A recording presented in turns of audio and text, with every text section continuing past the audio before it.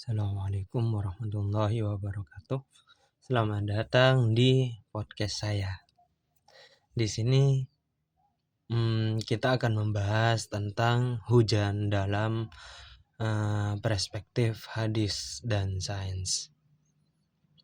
Di dalam hadis dijelaskan hadis yang diriwayatkan oleh Abdullah ibnu Maslamah dari Malik, dari Salih ibnu Kaisan, dari Ubaidullah ibni Abdillah, dan Utbah bin Mas'ud dari Zaid ibni Khalid al-Juhani bahwa ia berkata Rasulullah SAW menunaikan sholat subuh bersama kami di Hudaybiyah setelah malam sebelumnya turun hujan.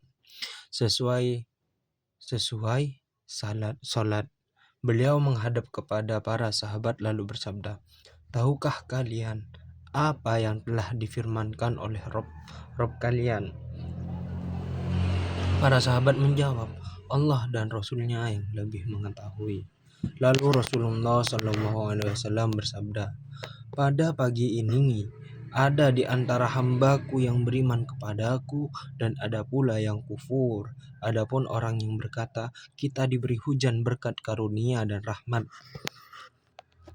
maka dia adalah orang yang beriman kepadaku dan kufur terhadap bintang-bintang.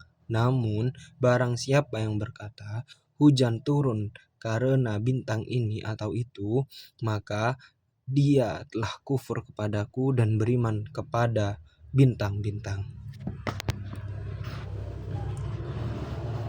Ada juga di hadis lain yang menjelaskan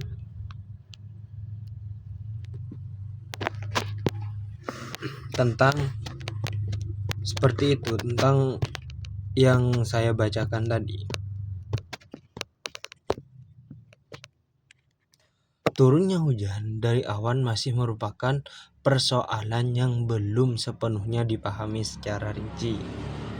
Dari sudut pandang ilmiah, para ilmuwan hanya mengetahui bahwa bumi adalah planet terkaya dalam tata surya, dalam hal kandungan air juga, dengan jumlah yang diperkirakan sekitar 1360 hingga 1385 juta kilometer kubik. Sebagian besar air ini terdapat di lautan dan samudera, 97,2%. Sedangkan air tawar hanya sekitar 2,8% saja. Dari jumlah air tawar tersebut, sebagian besar antara 2,052% hingga 2,150% tersimpan dalam bentuk lapisan es yang tebal di kutub bumi dan puncak-puncak gunung. Sedangkan sisanya tersimpan di dalam batuan kerak bumi, 0,27%, di ruang-ruang air tawar 0,33%, dan dalam bentuk kelembapan di tanah yaitu 0,18% saja. Sebagian kecil air juga hadir dalam bentuk kelembapan di atmosfer bumi yaitu 0,36%, dan jumlah yang paling sedikit dari keseluruhan air ini adalah air yang mengalir di sungai dan anak sungai yaitu 0,0047%. Air yang ada di bumi ini seluruhnya dikeluarkan oleh Allah Maha Suci dan Maha Tinggi dari dalam bumi melalui letusan gunung berapi. Air ini kemudian didistribusikan dengan perhitungan yang sangat bijaksana serta dikelola dalam siklus yang seimbang antara bumi dan atmosfer. Jika tidak ada siklus yang teratur ini, air bumi akan habis, mengingat miliaran makhluk hidup terus hidup dan mati di berbagai lingkungan perairan saat. Hal ini berpotensi mengubah air menjadi air yang keruh dan berbau busuk jika bukan karena siklus penguap yang membersihkan dari garam dan polutan.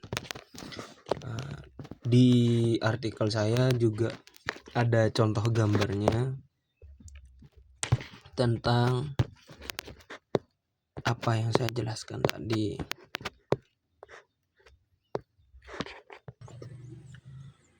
Berikutnya, pembuahan awan dapat terjadi melalui beberapa cara.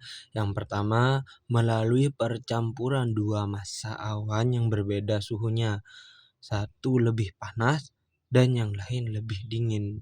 Kedua, melalui interaksi antara dua awan yang membawa muatan listrik berlawanan, yaitu satu bermuatan positif dan yang lain negatif.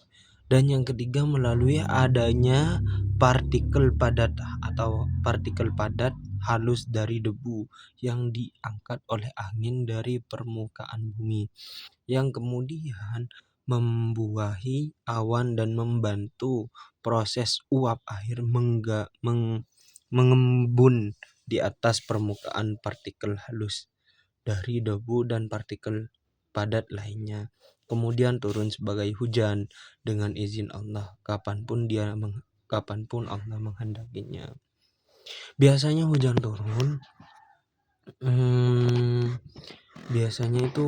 turun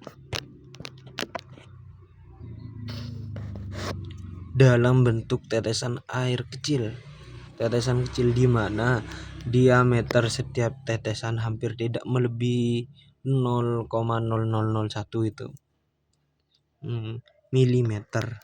Namun terkadang hujan turun dalam bentuk tetesan besar, diameternya bisa mencapai 4 hingga 8 mm dalam beberapa kondisi tertentu. Tetesan besar ini terbentuk dari proses kondensasi uap air pada inti debu yang relatif besar, yang secara bertahap semakin padat inti debu yang relatif besar, sehingga membesar mencapai ukuran tersebut melalui proses kondensasi uap air yang terus-menerus terjadi pada partikel tersebut. Di artikel saya juga ada contoh gambarnya. Ya, mungkin yang hanya itu yang dapat saya sampaikan, karena ini keterbatasan ilmu yang saya pelajari. Kurang lebihnya mohon maaf. Assalamualaikum warahmatullahi wabarakatuh.